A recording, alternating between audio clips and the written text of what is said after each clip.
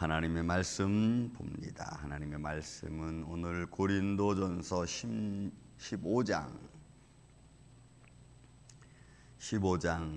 50절에서 마지막 58절까지 있는 말씀을 교독하겠습니다. 고린도전서 15장 50절부터 58절. 형제들아, 내가 이것을 말하노니 혈과 육은 하나님 나라를 이어받을 수 없고, 또한 썩는 것은 썩지 아니할 것을 유업으로 받지 못하느니라.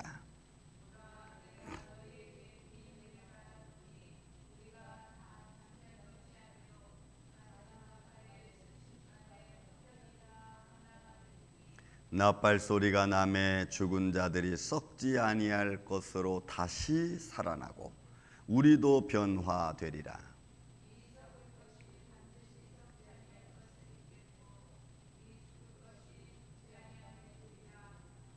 이 썩을 것이 썩지 아니함을 입고 이 죽을 것이 죽지 아니함을 입을 때에는 사망을 삼키고 이기리라고 기록된 말씀이 이루어지리라.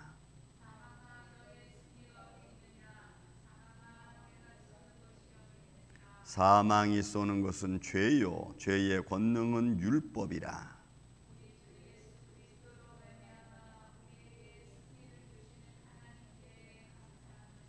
그러므로 내 사랑하는 형제들아, 견실하며 흔들리지 말고 항상 주의 일에 더욱 힘쓰는 자들이 되라. 이는 너희 수고가 주 안에서 헛되지 않은 줄 알미라. 아멘.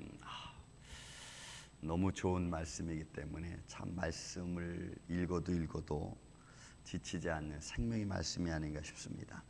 자, 바울은 지금 고린도 교회 성도들에게 너무 중요하고 정말 핵심적인 이야기를 이제 결론적으로 부활에 관한 메시지를 던지고 있습니다.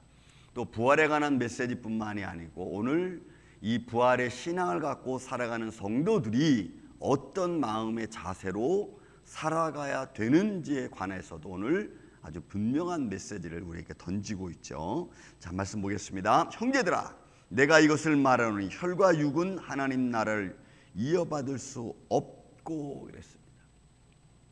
그러니까 결국 우리 이 죄의 몸을 입은 이 육신의 모습 가지고는 하나님 앞에 설 수 없다는 이야기입니다. 이게 어떻게 보면 바울이 지금 던져주는 핵심적인 말씀 중에 하나입니다. 너의 육신은 결코 너의 육신의 모습을 가지고는 하나님 나라에 갈 수 없고 하나님 나라를 유업으로 받을 수 없고 하나님 앞에도 설 수 없다는 겁니다. 이 육신의 몸을 가지고는. 그래서 바울이 너희가 그런 육신의 몸을 가지고 뭐 이것이 좋고 저것이 좋고 이것이 잘났고 못났고 이런 건 아무 의미 없다는 겁니다. 그래서 육적인 혈과 육의 싸움은 아무것도 아닌 거예요. 하나님 나라에 앞으로 장차 올 새 예루살렘에 관한 우리들의 모습에 거기에 비한다면 지금 이 땅의 삶에 우리 육신의 모습을 가지고 사는 것은 아무 의미가 사실은 없는 겁니다. 그래서 우리의 싸움이 혈과 육에 대한 것이 아니고 감정에 관한 것이 아니라고 이야기하는 것입니다. 그래서 여러분 계속해서 말하죠. 하나님 나라 이어받을 수 없고 또한 썩는 것은 어차피 썩을 육신은 썩지 아니할 것을 유업으로 받을 수가 없는 거예요. 그러면 썩지 않을 것으로 우리가 받기 위해서는 그 사이에 뭔가 하나 다른 게 있어야 돼요. 그러면 그 다른 게 뭐냐? 여러분 알라소라고 하는 거예요. 변화라고 하는 겁니다. 변화라는. 그래서 이 과정을 거쳐야 되는 거예요. 근데 이 과정은 우리 힘으로는 거칠 수가 없어. 근데 그 우리 힘으로는 할 수 없는 것을 우리에게 보여주신 이가 있는데 그게 바로 그분이 예수 그리스도예요. 육신의 몸이 아닌 영의 몸을 입는 과정을 우리 눈앞에 똑똑히 보여주신 분이에요. 어떻게 인생이 죽는지, 또 어떤 고난 속에 죽어도 또 어떤 모습으로 변화되는지 우리에게 보여주신 이가 예수 그리스도예요.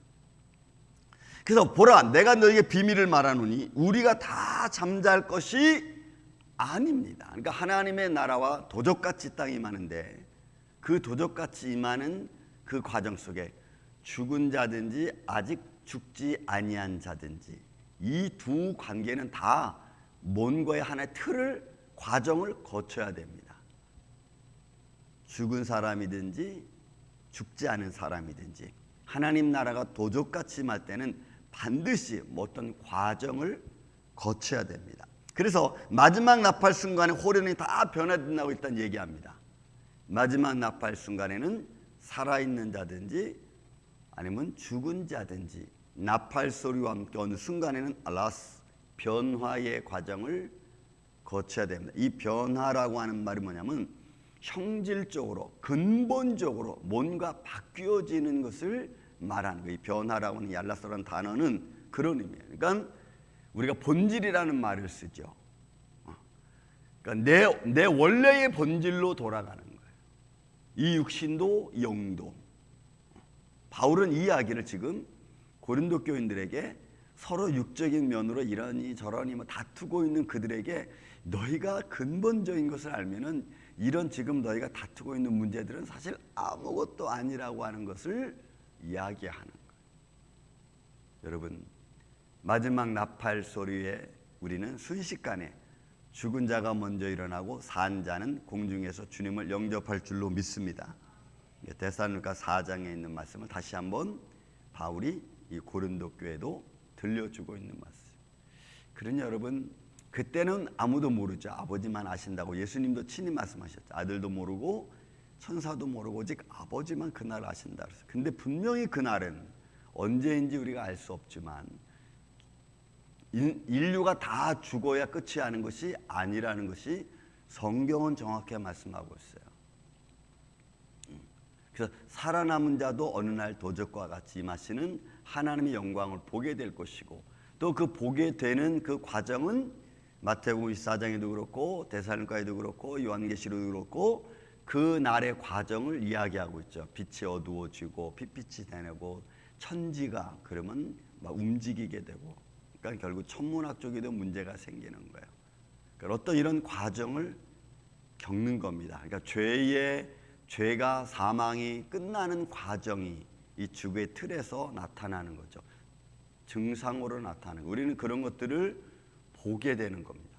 살아있는 자는 보게 될 것이고, 그런 살아있는 자가 그런 것을 보게 될 때는 하나님의 나라가 가까이 온 줄을 알라고 예수님 말씀하셨죠. 무슨 비유로 말씀하셨습니까? 날씨가 굳으면 비가 오는 것처럼 그런 것을 너희가 알 수 있듯이 날의 징조와 세상의 악함과 포악함이 이루어지는 때, 바로 그때를 너희는 마지막 때가 가까이 온 줄을 알아라라고 말씀했어요. 바울이 그 이야기를 지금 하고 있는 겁니다. 마지막 나팔 순간에 순식간에 호련이 다 변화되는, 본질적으로 변화되는 거예요. 본질적으로. 그러니까 이런 것은 다른 것으로 완전히 만들어지는 거니까 우리의 육신의 모양으로 있는 것이 아니고 예수님처럼 우리가 되는. 여러분, 예수님 우리의 삶의 롤 모델 아니십니까? 앞으로 하나님 나라의 롤 모델을 우리에게 보여주신 거죠. 그래서 52절도 나팔 소리가 나며 죽은 자들이 썩지 아니할 것을 다시 살아나고 우리도 다 변화된 죽은 자들이 일어나서 썩지 아니할 것을. 여러분, 이 말은 더 이상 어떻게 표현할 수가 없어요. 지금 독일에 지난번에 제가 말씀드렸죠. 베를린 국가대학에서 사후 체험을 하기 위해서 산 사람을 수면 상태에 빠지게 해서 어떤 그런 과정을 거쳐서 다시 깨어난 뒤에 야, 너 어땠냐? 그랬더니 뭐 몇 가지 공통점이 나오지 않았어요. 그런 거하고는 여러분 차원이 다른 거죠. 차원. 그러니까 이거는 그냥 성경이 말씀하신 그대로 일단은 우리는 다 변화된다. 그 말씀의 신앙을 갖고 믿음을 갖고 우리는 달려가는. 그리고 그 변화는 우리는 생물학적으로는 표현할 수 없는 모습이죠. 여러분, 예수님이 부활하신 몸을 어떻게 생물학적으로 표현할 수 있겠어요? 그러나 우리가 부활된 후에는 설명해 주지 않아도 그냥 아는 거죠. 설명해 주지 않아도 알아요. 그때까지는 그냥 우리는 이렇구나라고 믿는 것 외에는 아무것도 없어요. 그래서 53절부터 55절까지 말씀하겠습니다. 자, 이 썩을 것이 반드시 썩지 아니할 것을 입겠고 이 죽을 것이 죽지 아니할 것을 입으리로다. 이 썩을 것이 썩지 아니할 것을 입고 이 죽을 것이 죽지 아니할 것을 입을 때에는 사망을 삼키고 이기리라고 기록된 말씀이 이루어지리라. 이게 무슨 말씀이냐 여러분? 이 56절, 55절, 56절 이 말씀은 사망이라는 과정이 이제 없어져 버린다는 거예요. 이 부활의 영광이 이루게 되면은 사망이라는 과정이 없어지는 거예요. 죽지 않은 자도 부활의 영광에 썩지 아니할 영광의 형체로 입으니까 더 이상 사망이라는 존재가 없어지는 거예요. 그래서 마지막 심판은 사망이죠. 사망이 없어져 버리는 거예요. 죽은 자가 살아나고 살아남은 자는 부활의 형체로 바뀌어지니까 이 부활의 관계성, 과정은 이제 없어져 버리고 마는 거예요. 이 이야기를 지금 바울이 하고 있는 거예요. 여러분 우리가 생각해 보세요. 사망이라는 과정이 없이 어느 순간 여기 뭐 이런 거죠. 어느 순간 여기 계셨던 분 한 분이 그냥 쓱 없어지는 거예요. 부활의 몸으로 그냥 바뀌어져 버리는 거예요. 그럼 우리는 이분이 어디로 갔지? 어디로 갔지? 찾겠죠. 그런데 또 어느 순간 옆에 있던 분이 쓱 또 없어져. 이분은 또 어디로 갔지? 이런 사망이라는 과정이 없어져 버리는 거예요. 지금 이 이야기를 바울이 마지막 때는 이렇게 된다고 말씀을 선포하고 있는 거예요. 그런 여러분 이 영광의 말씀을 우리가 묵상하고 있으면 정말 하나님 나라가 궁금해지죠. 야, 하나님 나라는 어떤 나라일까? 그냥 궁금해지는. 그리고 그 나라의 삶은 또 어떤 것일까? 이 땅에서의 삶보다 더 영광스럽고 더 어떤 그 평화가 충만한 그 모습. 그러니까 그런 걸 우리가 바라보고 또 생각하고 있으면 마음이 이렇게 좀 들뜨죠. 그런데 바울은 그 나라를 보고 왔잖아요. 육신의 몸을 입고 보고 왔잖아요. 예수 그리스도께서 하나님 보좌 우편에 계신 것을 보고 왔고 그 영광을 고린도후서 12장에는 체험했잖아요.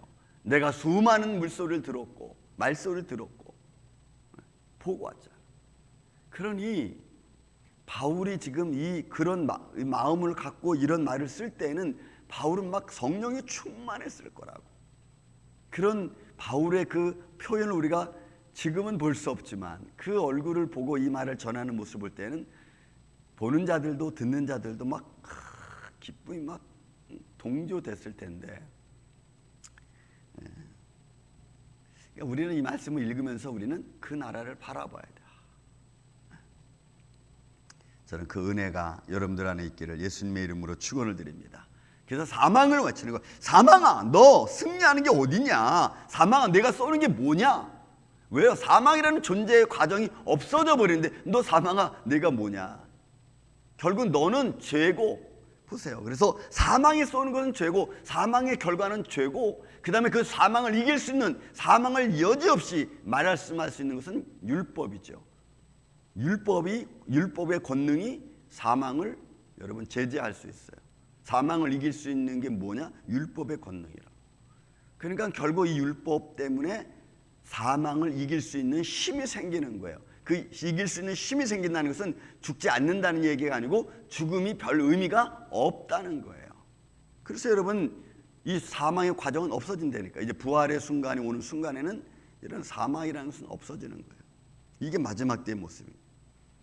그래서 사망을 보고 외치는 겁니다. 그리고 이제 57절, 58절에 여러분 너무너무 중요한 말씀. 우리가 오늘 믿음 생활하면서 여러분 이 말씀을 꼭 여러분들은 기억하셔야 됩니다. 우리 주 예수 그리스도로 말미암아 우리에게 승리를 주시는 하나님께 감사한. 여러분 이 승리는 사망 권세를 이길 수 있는 승리죠. 그러니까 사망이 내게 별것 아닌 거예요. 저도 장례식을 많이 다녀왔지만 사망 그 장례식 앞에 수많은 사람들의 슬픔과 아픔이 있잖아요. 여러분 사실은 이거 죄송한 말씀입니다. 사실은 그 순간은 우리가 기쁨의 순간이에요.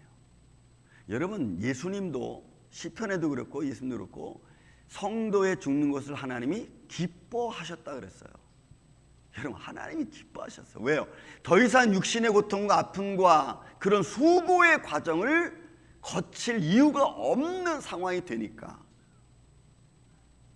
여러분 여기에도 본문에도 말씀도 나와요. 여러분 마지막 58절에 보면 이 수고라고 하는 코포스라고 하는 이 단어는 어떤 거냐면 고된 일을 하는 것을 말해.